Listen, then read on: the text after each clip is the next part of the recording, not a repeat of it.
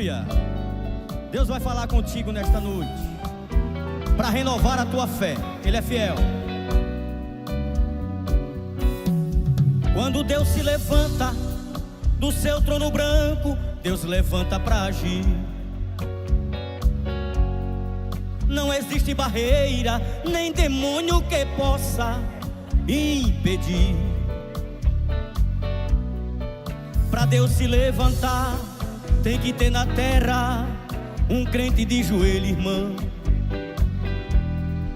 Crente consagrado, crente de oração.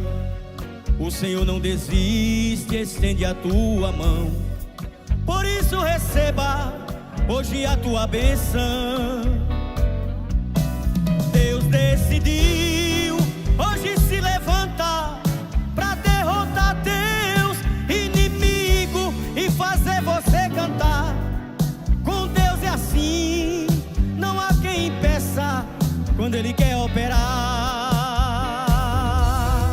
Deus decidiu hoje se levantar para derrotar teus inimigos e fazer você cantar.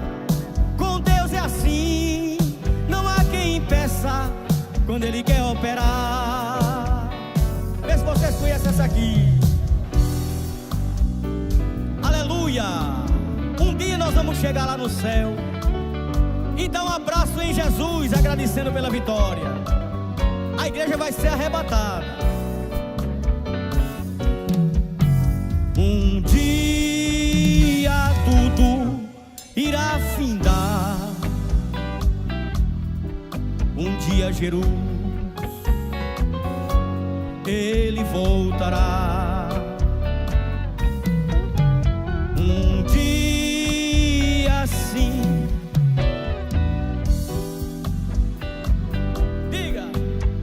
Um dia. Um dia. Um dia eu vou subir ao céu, deixar este torrão ao léu. Não quero saber de ficar. Um dia eu voarei. De asas não precisarei, foguete ou disco voador. Apenas eu atenderei ao vinde do Senhor. A força que atrai a mim é forte, não vacilarei. Ouvindo eu Jesus chamar,